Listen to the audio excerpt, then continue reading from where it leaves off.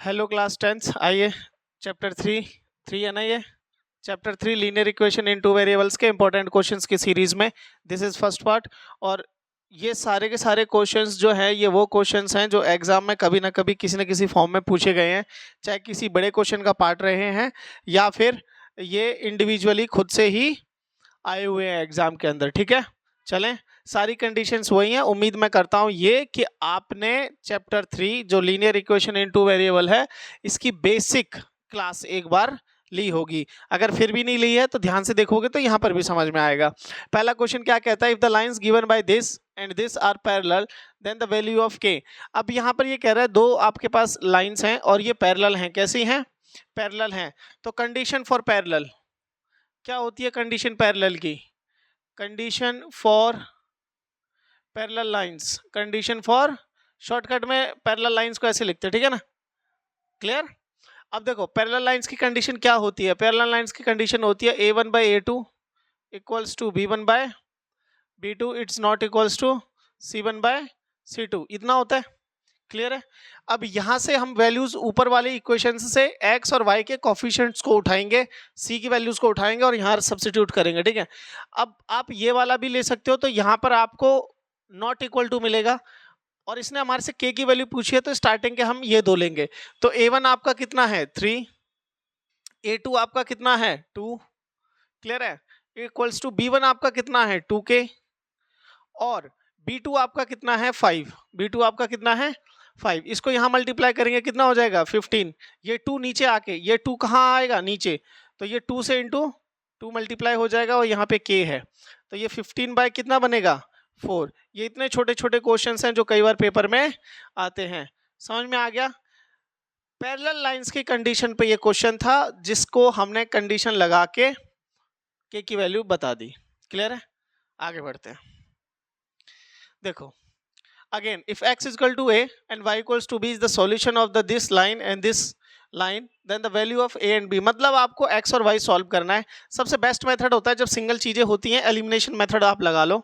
Elimination के लिए आप क्या करोगे, सबसे पहले आप x minus y equal to आपका कितने के बराबर है 2 के, कितने के बराबर है 2, और यहां पर x प्लस वाई कितने के बराबर है।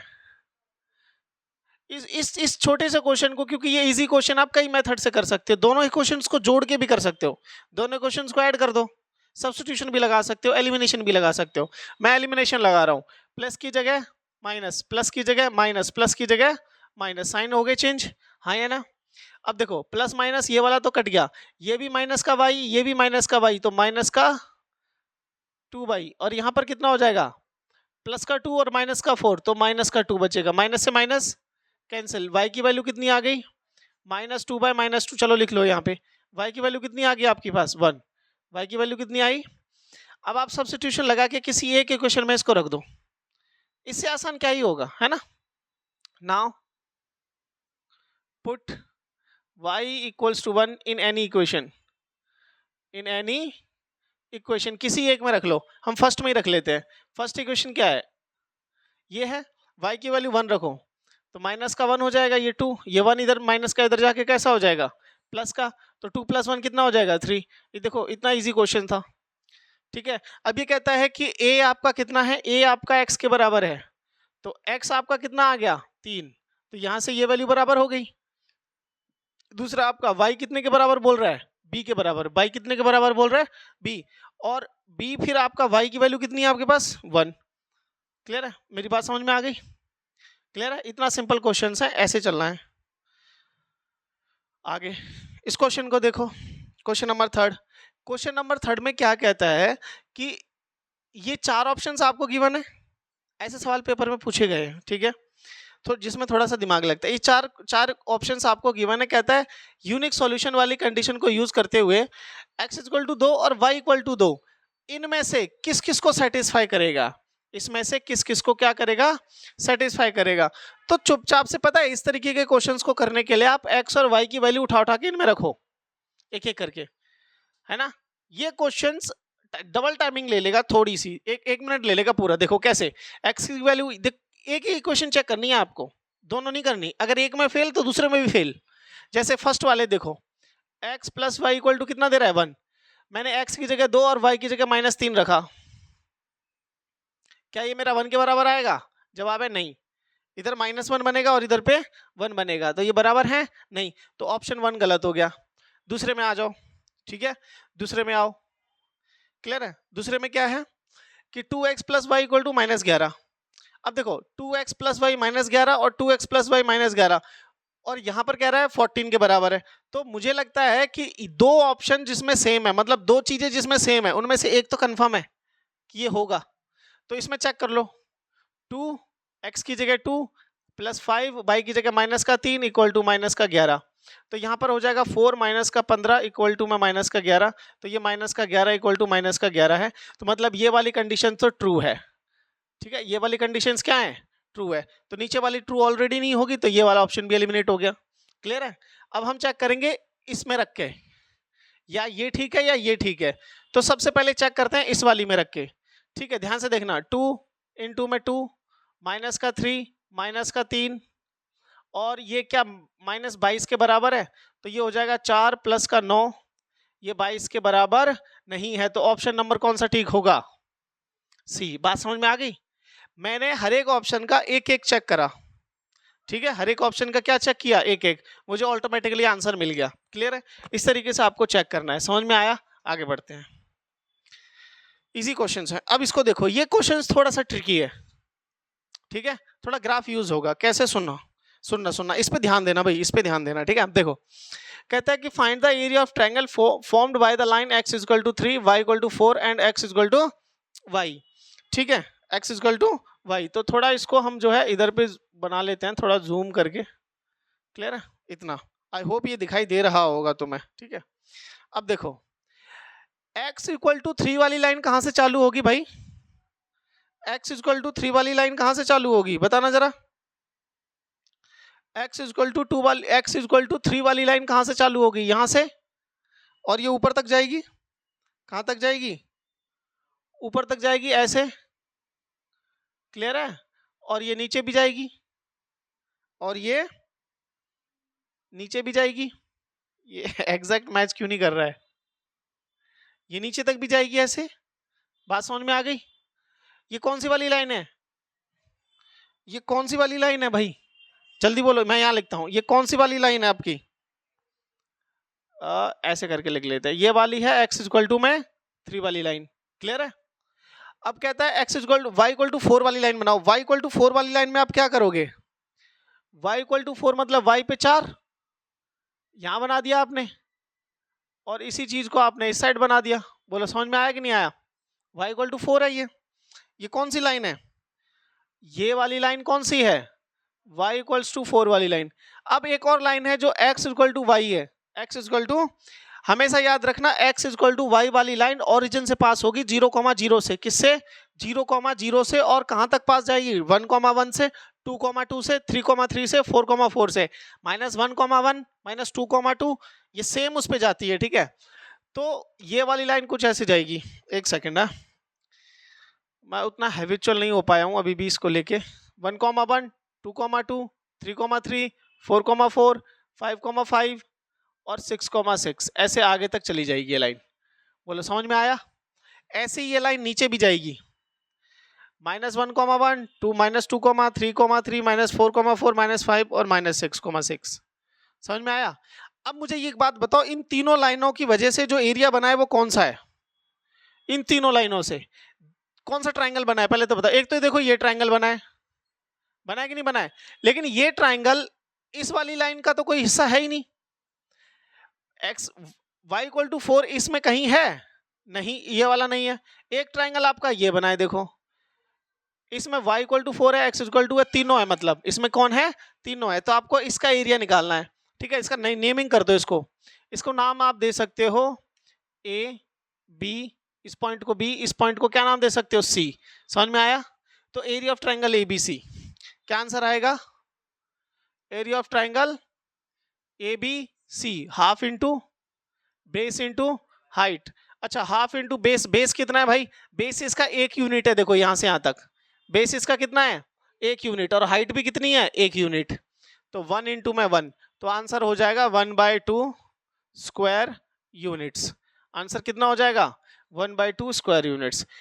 ऐसे क्वेश्चंस भी आते हैं पेपर में जो थोड़ा आपका टाइम कंज्यूमिंग रहेंगे, ठीक है। तो घबराना नहीं है, धीरे धीरे सीखते रहना है। अभी जो क्वेश्चन चल रहे थे बहुत इजी है, ये पार्ट खत्म होने के बाद जब नेक्स्ट पार्ट आएगा उसमें क्वेश्चंस बहुत बढ़िया होंगे, बट फिर भी ये जानना जरूरी है एमसीक्यू के regarding. Next, the value of K for which equation this and this non zero solution. किनका नॉन जीरो सॉल्यूशन होना चाहिए, क्या होना चाहिए भाई? नॉन जीरो सॉल्यूशन का क्या मतलब है? या तो वो यूनिक हो या तो वो इनफाइनाइट मैनी सॉल्यूशन एग्जिस्ट करता हो। समझ में आ रहा है? क्लियर है? तो नहीं यूनिक सॉल्यूशन नहीं, या तो इनफाइनाइटली या parallel. No solution, non zero solution उसी में आते हैं। मैं डायरेक्टली लिख देता हूं, देखो नॉन जीरो सॉल्यूशन की कंडीशन क्या है। नॉन जीरो सॉल्यूशन की जो कंडीशन है वो है a1/a2 equals to b1/b2। a1/a2 equals to b1/b2। Clear है? अब देखो दो इक्वेशंस क्या है आपके पास, 3x + 5y इक्वल्स टू में 0, एक ये है, और अगली इक्वेशन क्या है आपके पास, kx + 10y, kx + 10y, और ये कितने के बराबर है 0 के। ये कोफिशिएंट्स की वैल्यूज उठाओ और इसमें सब्स्टिट्यूट करो। a1 कितना है आपका 3, a2 कितना है आपका k,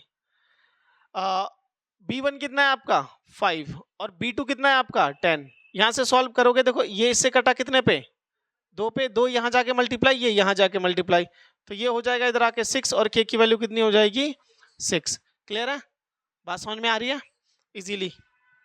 नेक्स्ट याद रखना, नॉन जीरो सॉल्यूशन की कंडीशन ये होती है। क्लियर? चलें आगे। अब देखो, if a pair of linear equation, ये एमसीक्यू है, इसमें डायरेक्ट टिक करना है। If a pair of linear equation in two variable is consistent, किस किस कंडीशन में कंसिस्टेंट होता है? एक तो यूनिक सॉल्यूशन में और एक इनफाइनाइटली मैनी सॉल्यूशंस में। कहता है the lines represent by two equations are, वो लाइंस कैसी होंगी?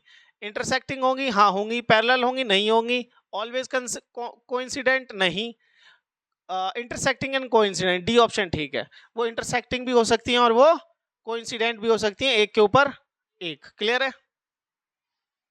आगे बढ़ते हैं। कहता है कि इस इक्वेशन में आपको y can be written in the term of x, कि y को लिखना है x की टर्म्स में। देखो इसका मतलब क्या है भैया, आपको y को लिखना है, मतलब y अकेला रहना चाहिए और इस साइड जो भी लिखा जाए वो सिर्फ x में होना चाहिए। किस में होना चाहिए?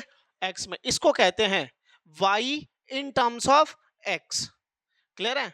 तो इस इक्वेशन को उठा लो आप, 2x + 3y इक्वल्स टू में 4, यहां इस साइड सिर्फ y रखना है, तो ये इधर प्लस का इधर जाके कैसा हो जाएगा, तो ये हो जाएगा 3y इक्वल्स टू 4 माइनस का 2x। अब मुझे 3 भी नहीं चाहिए, तो 3 यहां पर किस में है? मल्टीप्लाई में, उधर जाके किस में हो जाएगा? डिवाइड में। तो y बराबर कितना हो जाएगा 4 माइनस का 2x/3। ये जो आया है ये आया है y in terms of x। Clear है? बात समझ में आ गई? छोटे छोटे क्वेश्चन हैं, आगे बढ़ते हैं। देखिए, if one of the common solution of this and this y axis is, अच्छा y एक्सिस पे देखो, मैं यहां लिख देता हूं हिंदी में ही, y एक्सिस पर x हमेशा क्या होगा? 0 होगा। y एक्सिस पर x हमेशा 0 होगा, या फिर ऐसे कह लो, या फिर ऐसे कह लो कि y एक्सिस पर अगर कोई पॉइंट है तो उसका x कोऑर्डिनेट हमेशा कैसा होगा? 0 होगा। अब ये कह रहा है कि इन दोनों का कॉमन सॉल्यूशन बताओ। भाई ये तो y एक्सिस पे ही है ना, तो y एक्सिस पे x की कोऑर्डिनेट क्या होगी? इसमें रख दो इक्वेशन में। इक्वेशन क्या है आपके पास? ax + y इक्वल टू में c, x की जगह 0 रखो, प्लस by इक्वल टू में c, ये कहानी खत्म। खाली क्या बचा? by इक्वल टू में c, तो y की वैल्यू क्या आ गई? c/b। ये यहां पर टकराएगी ये लाइन y एक्सिस पर। जब भी इस लाइन का ग्राफ बनेगा तो ये लाइन y एक्सिस पे कहां टकराएगी? c/b पर। कहां पर? c/b पर। तो देयरफॉर द कोऑर्डिनेट क्या हो जाएंगे? कोऑर्डिनेट्स क्या हो जाएंगे भाई? 0, c/b। कौन सा ऑप्शन ठीक है? c नहीं, पहले 0 होना चाहिए, 0 इसमें है, इसमें है c/b, c/a है, कोई सा भी नहीं है, सब गलत है। ऑप्शन ये ठीक होगा, इसमें सारे ऑप्शन गलत हैं। क्लियर है? हाँ बोलो बोलो। नहीं, अपडेट करो खुद को, ये मल्टीप्लाई में नीचे जाके डिवाइड में जाएगा। हाँ पॉजिटिव ही रहता है वो, तो जब होता है जब प्लस माइनस में चेंजेस हो। क्लियर है, चलें आगे, आगे बात करते हैं। इसलिए मैं कह रहा था बेसिक्स आप अपने स्ट्रॉन्ग रखिए, ठीक है। अब यहाँ पे पढ़ो इस क्वेश्चन को, देखो क्या कहता है। इस क्वेश्चन में क्या है कि एक इक्वेशन आपके पास ये है और एक इक्वेशन आपके पास ये है, ठीक है। दो इक्वेशन मिल गई आपको, हाँ ना बोलो, दो इक्वेशन मिल गई। अब कहता है हैज यूनिक सॉल्यूशन। भैया क्या बात है उनके बीच में, क्या क्या क्या नया है, नया क्या है, यूनिक सॉल्यूशंस हैं। कैसे हैं, यूनिक सॉल्यूशंस हैं। तो आपको रिलेशनशिप बताना है कोफिशिएंट्स के बीच में। तो सिंपल सी बात है, यूनिक सॉल्यूशन दिखाई दिया तो आप चुपचाप से क्या लिखोगे कि सर पहले कंडीशंस लिख लेते हैं। कंडीशंस, कंडीशन फॉर किसके लिए, कौन सा, हाँ यूनिक सॉल्यूशन, किसके लिए, यूनिक सॉल्यूशन के लिए, ठीक है। क्या होती है यूनिक सॉल्यूशन के लिए, a1 by a2 it's not equals to b1 by b2, ये होती है, नॉट इक्वल होता है। कोफिशिएंट्स कंपेयर करो और यहाँ पे सब्स्टिट्यूट करो। कोफिशिएंट कौन सा है भैया, a1 की जगह क्या है a, b1 की जगह क्या है, सॉरी a2 की जगह क्या है, एक सेकेंड, हाँ a2 की जगह क्या है l, a2 की जगह क्या है l, not equals to b1 की जगह क्या है b, और b2 की जगह क्या है m।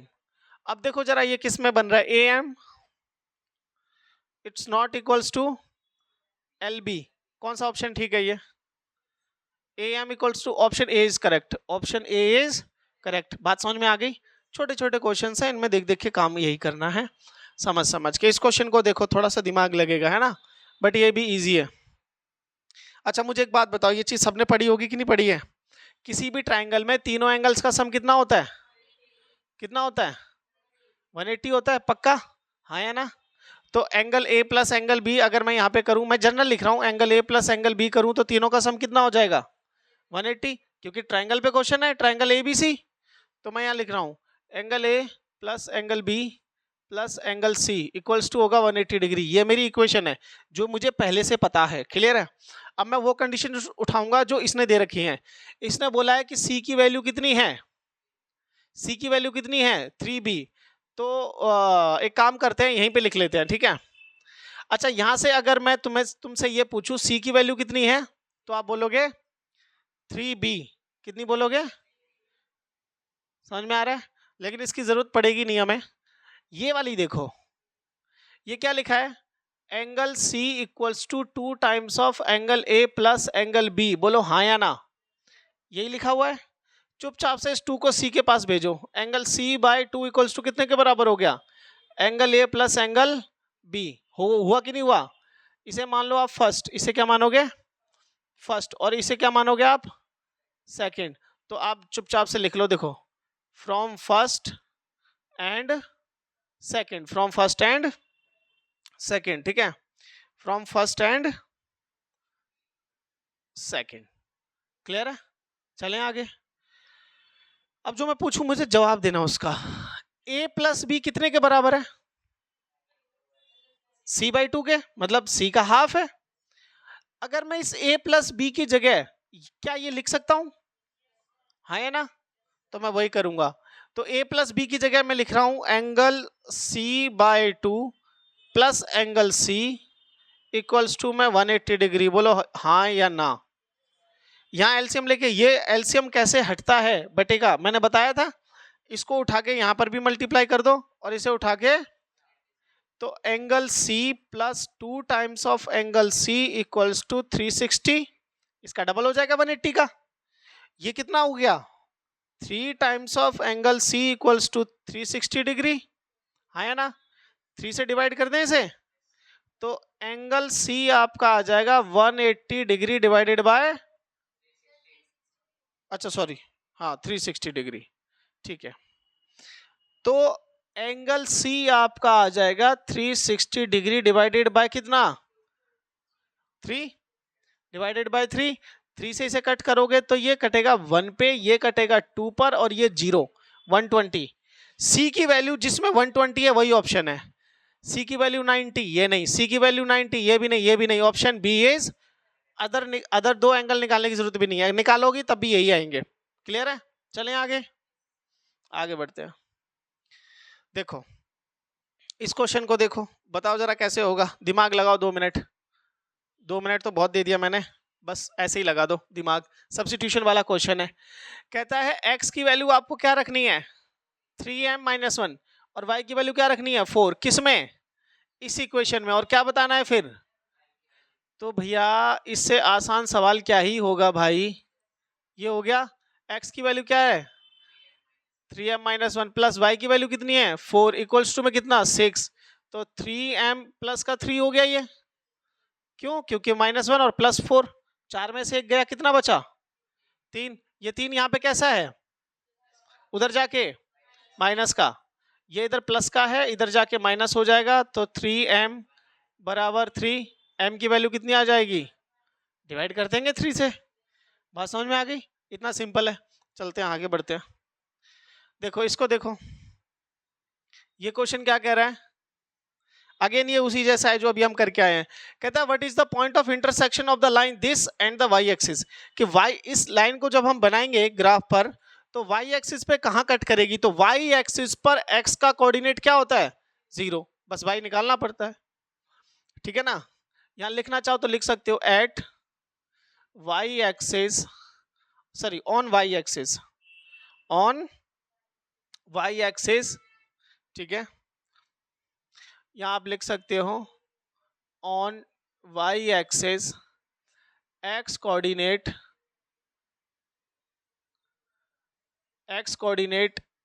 Coordinate is always 0। ये थोड़ा एक्स्ट्रा लिख जाता है कभी कभी। क्लियर है? देखते हैं आगे। अब देखो इसमें क्या करना है, हमें क्या करना है, इस पूरी इक्वेशन में 3 और यहां पर लिखा जाएगा आपका x माइनस का 2y इक्वल्स टू में 6। तो जहां x है वहां क्या सब्स्टिट्यूट करना है 0। तो 3 एज इट इज, जहां x है वहां 0 माइनस का 2y इक्वल टू में 6। कहानी खत्म, कहानी खत्म। ये उधर जाएगा तो y इक्वल टू कितना हो जाएगा 6 डिवाइडेड बाय माइनस का 2, कितने पे कट गया, कितने पे कटा -3 पे, कितने पे कटा। तो आपसे पॉइंट पूछ रहा है तो आप लिख सकते हो देयरफॉर पॉइंट इज 0, -3। कहाँ पे टकराएगा 0, -3 पे। इतना छोटा सा क्वेश्चन था, इसी तरीके से आगे बढ़ते हैं। देखो इस क्वेश्चन का देखो 13 क्वेश्चन नंबर क्या कह रहा है, पढ़ो जरा। कह रहा है के की किस वैल्यू के लिए, के की सॉरी पी की किस वैल्यू के लिए ये दोनों कंडीशन नो सॉल्यूशन देनी चाहिए। नो सॉल्यूशन की कंडीशन क्या होती है, a1/a2 equal to b1/b2 not equals to c1/c2। तो हमसे तो ये पूछ रहा है ना किस वैल्यू के लिए, तो स्टार्टिंग के 2 वाले यूज करेंगे हम, ठीक है ना। तो आप लिखोगे for no solution a1/a2, clear, a1/a2 equals to b1/b2, it's not equals to c1/c2, it's not equals to c1/c2, ये होता है। अब वैल्यूज आप उठाओ और यहाँ पे सब्स्टिट्यूट करो। ये है a1 और ये है b1 c1, ये कितना a2 b2 और c2 यहाँ रखो। और स्टार्टिंग की 2 यूज करनी है हमें, स्टार्टिंग की कितनी यूज करनी है 2। तो भाई 2/1 इक्वल्स टू में b1 कितना है आपका p और 1, तो ये तो हो गया ना। p की वैल्यू कितनी आ गई 2 आ गई, p की वैल्यू कितनी आ गई 2 आ गई। इतना छोटा सा क्वेश्चन था। आगे बढ़े, आगे बढ़ते हैं। क्वेश्चन नंबर 14 देखो,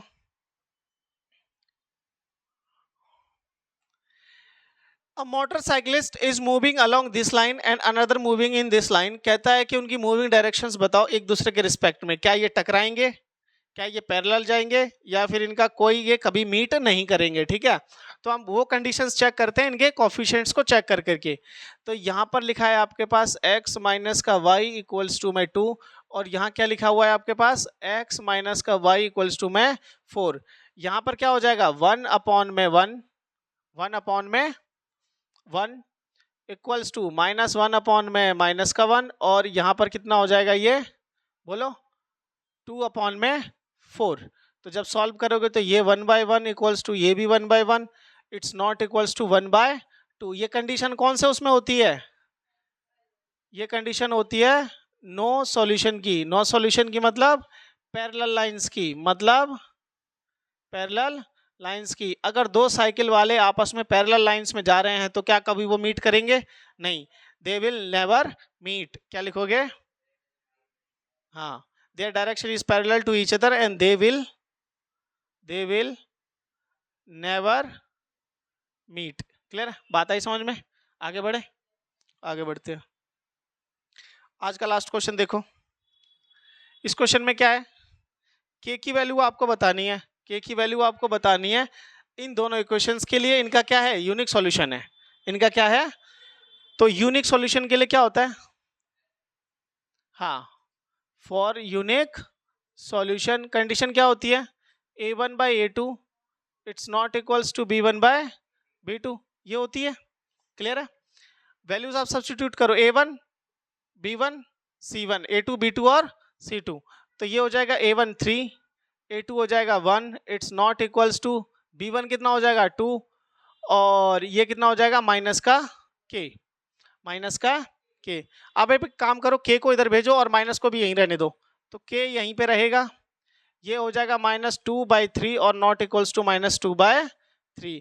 कि k की वैल्यू सिर्फ -2/3 नहीं होनी चाहिए, बाकी जो भी होगी उसके लिए क्या होगा? ये यूनिक सॉल्यूशन होगा, है ना? एनी वैल्यू एक्सेप्ट -2/3, इस -2/3 को छोड़कर बाकी हर एक वैल्यू के लिए क्या होगा? ये यूनिक सॉल्यूशन होगा। क्लियर है? तो ये 15 क्वेश्चन आगे और 15 क्वेश्चंस हैं, इंपॉर्टेंट क्वेश्चंस। तो आई होप ये चीज समझ में आई होगी। इसी तरीके के और क्वेश्चंस को करने के लिए चैनल के साथ जुड़े रहिए, मजे करते रहिए, पढ़ते रहिए। बाय।